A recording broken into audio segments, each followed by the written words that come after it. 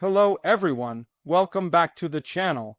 Today we are diving into one of the most explosive political developments in Eastern Europe, the deepening crisis in Belarus, and the growing signs that Vladimir Putin may be distancing himself from Alexander Lukashenko. For years, Lukashenko has been known as Europe's last dictator, ruling Belarus with an iron fist and relying heavily on Russia for economic aid, political backing, and security support.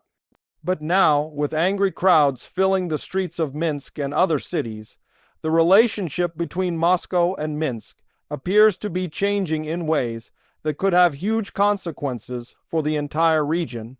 Belarus has been no stranger to protests over the last few years, but what we are witnessing right now is on another level. People are furious about Lukashenko's government, corruption, and years of repression.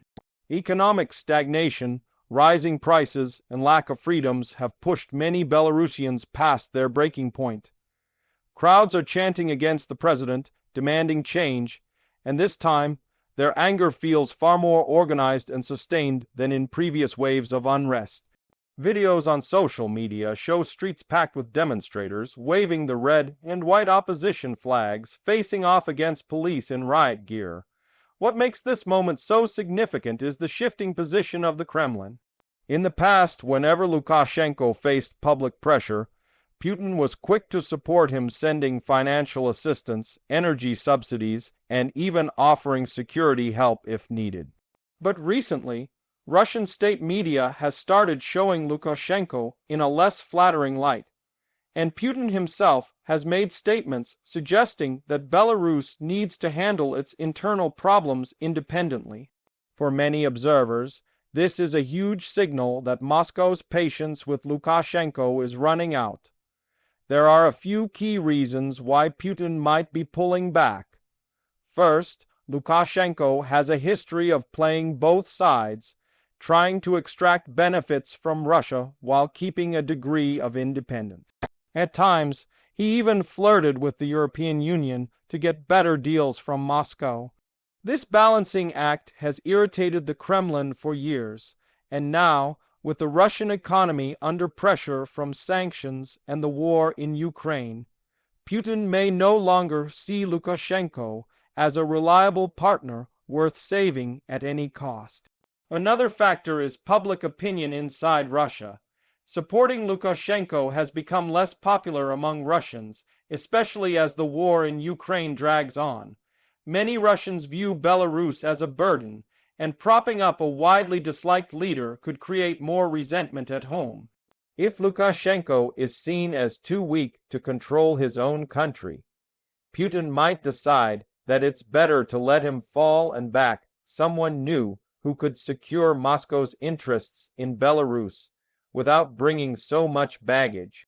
The protests themselves are a sign of how much the Belarusian population has changed. Younger generations are no longer afraid to speak out, and many are inspired by Ukraine's Maiden movement a decade ago.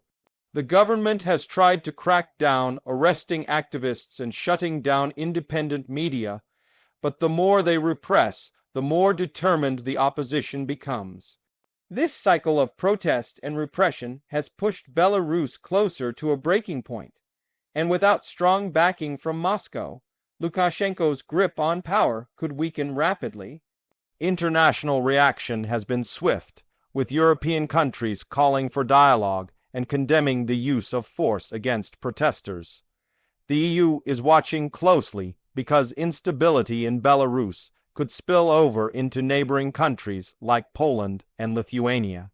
The West would like to see democratic reforms, but they also fear a complete collapse that could lead to chaos.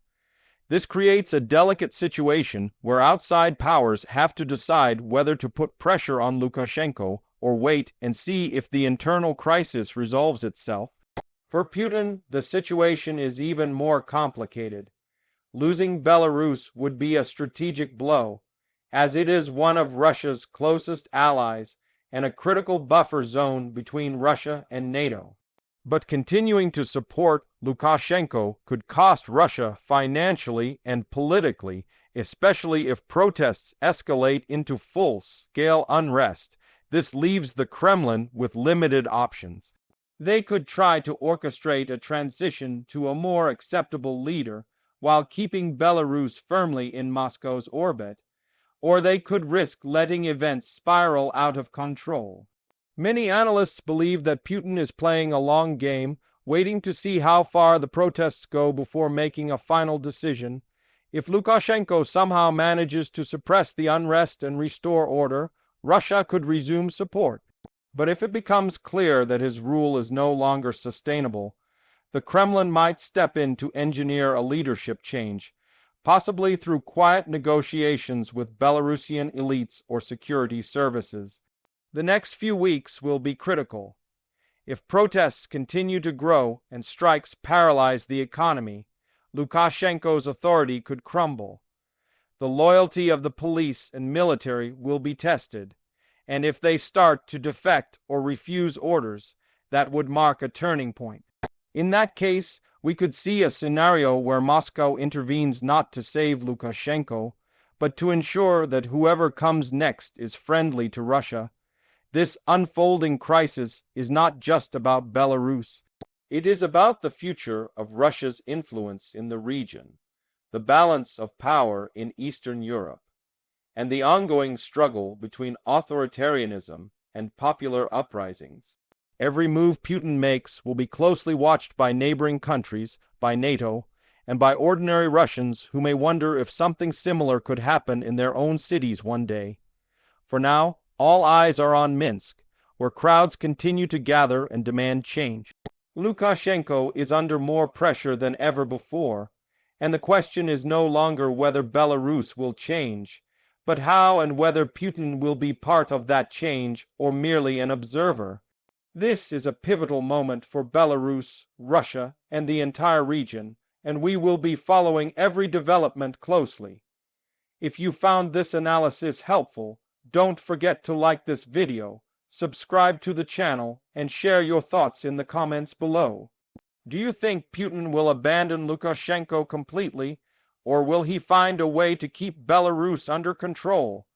Your insights are always welcome, and we'll keep you updated as the story unfolds.